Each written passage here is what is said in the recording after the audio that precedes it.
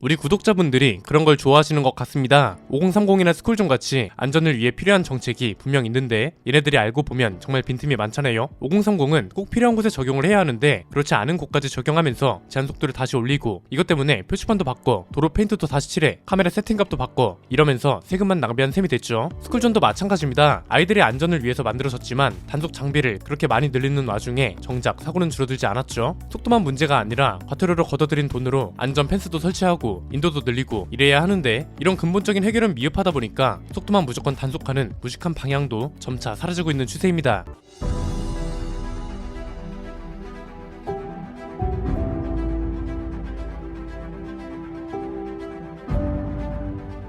그래서 시간대별로 유연하게 단속하거나 왕복 8차로가 넘는 넓은 도로는 제한속도를 올리는 방향으로 나가고 있는데 사실 얘는 아무것도 아닐 수 있습니다. 운전자들이 가장 답답해하는 것 중 하나가 추월차로 정속주행 아닌가요? 오죽하면 정속주행충이라는 말도 생겼을 정도잖아요. 그래서 최근 몇 년 전부터 지정차로 위반을 단속해야 한다 뭐 이런 말이 나온 건데 많은 차주분들이 모르는 것 중 하나가 지정차로제 단속 관련 규정이 바뀌었다는 겁니다. 올해 7월쯤 처음 소식이 나왔고 다가오는 1월 1일부터 과태료를 포함한 모든 개정안이 시행될 예정입니다. 일단 그림으로 한번 볼까요? 1차로는 추월차로가 유지되고요. 1차로를 제외한 차로는 왼쪽 차로랑 오른쪽 차로로 나뉩니다. 이건 그냥 이렇게 생각하면 쉽습니다. 오른쪽으로 갈수록 느린 차가 가는 거고 왼쪽으로 갈수록 빠른 차가 가는 겁니다. 왼쪽 차로는 승용차나 승합차만, 오른쪽 차로는 대형차, 저속차 이런 차들이 달릴 수 있습니다. 차로별로 나눠서 보면 더 확실합니다. 이게 뭐냐면 고속도로 차로 개수별로 어떤 차가 달릴 수 있는지 나타낸 자료입니다. 편도 2차로 고속도로는 1차로가 추월차로가 되고 2차로는 모든 차가 달릴 수 있습니다. 편도 3차로에선 1차로가 추월차로가 되고 2차로가 승용차, 3차로는 버스랑 화물차가 달리게 됩니다. 편도 4차로에선 1차로는 역시 추월차로, 2차로는 승용차, 3차로랑 4차로는 버스랑 화물차가 달릴 수 있습니다.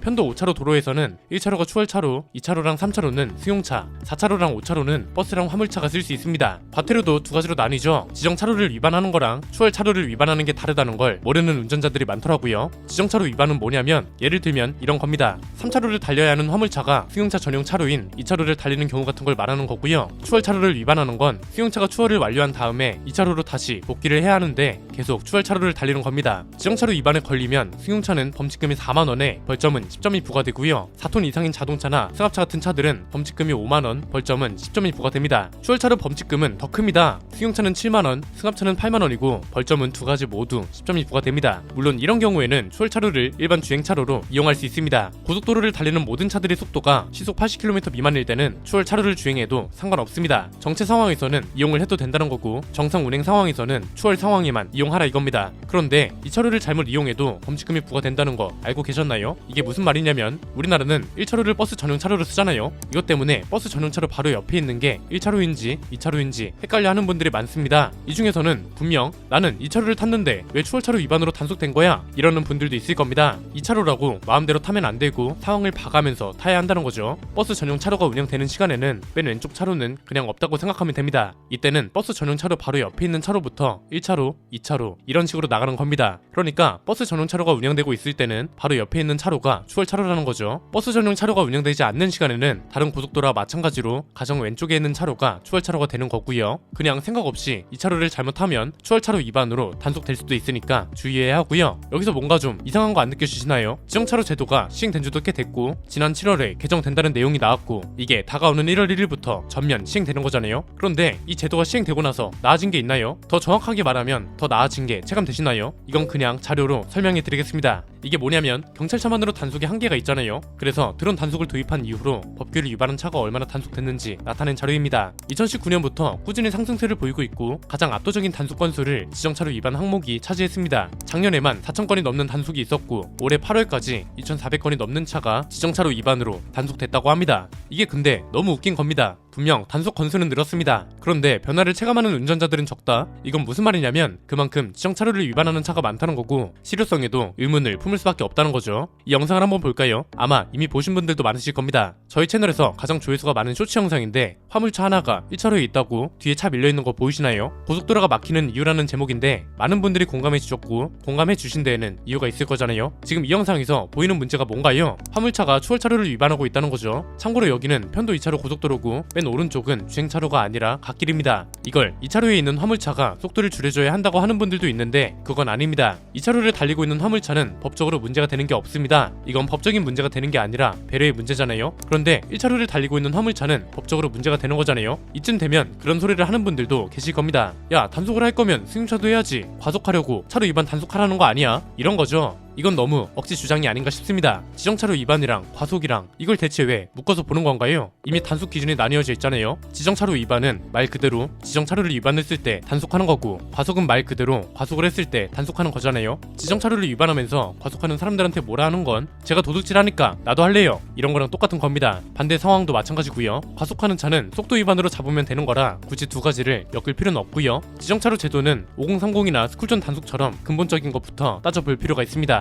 궁금하지 않나요? 어차피 똑같은 도로인데 굳이 왜 차종별로 차로를 다르게 지정하냐는 거죠. 이건 너무 간단합니다. 그냥 이렇게 생각하면 쉽습니다. 수용차끼리 사고가 나는 거랑 덤프트럭이랑 수용차가 사고가 나는 거랑 덤프트럭이랑 덤프트럭끼리 사고가 나는 거랑 결과 자체가 다르죠. 덤프트럭이랑 수용차끼리 사고가 나면 수용차 운전자는 운 좋으면 중상, 그렇지 않으면 대부분이 사망합니다. 이건 버스도 마찬가지고요. 철판 두께부터 차이가 크고 무게도 10배 이상이잖아요. 앞에서 갑자기 급정거를 하는 상황인데 뒤에서 수용차가 들이박는 거랑 덤프트럭이 밀어버리는 거랑 차원이 다르잖아요. 이미 그런 끔찍한 사고가 뉴스에 여러 차례 등장하기도 했죠. 데이터를 한번 볼까요? 이게 뭐냐면 올해 상반기 고속도로 교통사고 사망자 수를 나타낸 자료인데 사망사고 중 65%가 화물차 사고였다고 합니다. 수용차는 27% 정도 됐고요. 이 말은 뭐냐면 화물차는 단독 사고도 큰 사고로 이어지고 차대차 사고도 큰 사고로 이어진다는 거죠. 사고가 났을 때 치사율을 낮추기 위한 게 지정차로의 가장 근본적인 이유라고 볼 수 있고요. 실제로 서울시립대학교 교통공학과에서 관련 연구도 진행했었습니다. 고속도로 지정 차로주 위반하고 교통사고 심각도의 관계를 분석했는데요. 결론 부분을 보면 이렇게 나와 있습니다. 도로에서 안전한 주행을 하려면 주행 속도가 비슷한 차가 동일한 차로에서 주행해야 한다는 겁니다. 이게 방금 전에 말씀드린 거랑 속도 관련 문제도 같이 엮여있는 결론이죠. 자, 수용차는 화물차랑 버스보다 가볍고 빠르잖아요. 이렇게 되면 두 가지 위험이 존재합니다. 추돌 사고의 시사율뿐만 아니라 속도가 상대적으로 느린 버스나 화물차가 추월을 하려고 갑자기 수용차가 주행하는 차로로 들어왔다고 생각해보세요. 그런데 수용차 운전자가 이걸 미처 발견하지 못했어요. 이러면 추돌 위험이 높아지죠. 추돌 위험도 높아질 뿐만 아니라 수용차가 버스를 박으면 기본적으로 시설도 굉장히 높잖아요. 그래서 지정차로 제도라는 건 차종별로 그리고 속도별로 차를 분류해두는 안전장치라고 이해하는 게 가장 정확한 겁니다. 그런데 문제는 이런 제도가 있는데도 왜 아까 그런 영상 같은 상황이 벌어지냐 이거죠. 이건 사실 너무 간단한 문제입니다. 지정차로를 위반한다고 해서 차주한테 가는 영향이 뭔데요?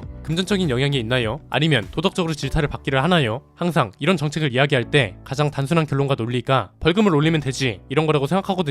그런데 지정차로 제도만큼은 범칙금이 너무 약하다는 게 문제라고 봅니다. 그냥 상상을 해볼까요? 내가 서울에서 부산까지 차를 타고 가야 하는데 빨리 가야 해요. 1차로는 뻥 뚫려 있고 2차로는 정체가 아니지만 정체되는 것처럼 답답합니다. 이런 상황에서 1차로를 타지 않는 운전자가 있을까요? 만약 극단적으로 범칙금이 8만 원이 아니라 80만 원이라면 아주 잠깐이라도 위반하는 차가 있을까요? 다른 정책들은 근본적인 것부터 뜯어 고쳐야 한다고 제안을 하는데 지정차로 위반만큼은 범칙금 자체가 근본적인 문제라고 봅니다. 마음 같아서는 용어도 바꾸고 싶습니다. 어차피 추월차로는 고속도로가 2차로든 4차로든 똑같습니다. 1차로를 추월차로라고 부르지 말고요. 버스 전용 차로가 있든 없든 맨 왼쪽은 무조건 추월차로라고 부르고 그 옆에서부터 1차로가 시작되는 거죠. 예를 들어 3차로가 고속도로라면 맨 왼쪽 차로는 추월차로, 가운데 차로가 1차로, 맨 오른쪽 차로를 2차로라고 부르는 겁니다. 처음 부르는 용어부터 바꾸고 범칙금도 체감될 정도로 바꾼다면 인식 개선은 그렇게 어렵지 않을 거라고 봅니다. 지정차로 제도의 목적이 오랜 기간 동안 범칙금을 걷기 위한 큰 그림이 아니라면 한 번에 뿌리 뽑아야 되는 거 아닌가요? 지정차로만 잘 지켜도 고속도로에서 답답하다는 느낌은 안 받을걸요. 속도가 느린 트럭은 화물차 지정 차로에, 속도가 원활한 수용차는 수용차 지정 차로에서 달리면 답답할 일이 없잖아요. 영동 고속도로만 달려도 확실하게 체감할 수 있습니다. 왜 막히나 하고 가보면 화물차가 추월하려고 1차로를 막고 있는 게 이유인 경우가 많습니다. 이건 반대로 말하면 화물차만 안 들어와도, 그리고 추월이 아닌 정숙 주행을 하기 위해서 추월차로에 들어오는 차만 없어져도 교통 흐름이 원활해진다는 소리니까 근본적인 문제부터 제대로 뜯어 고쳐줬으면 하는 바람입니다.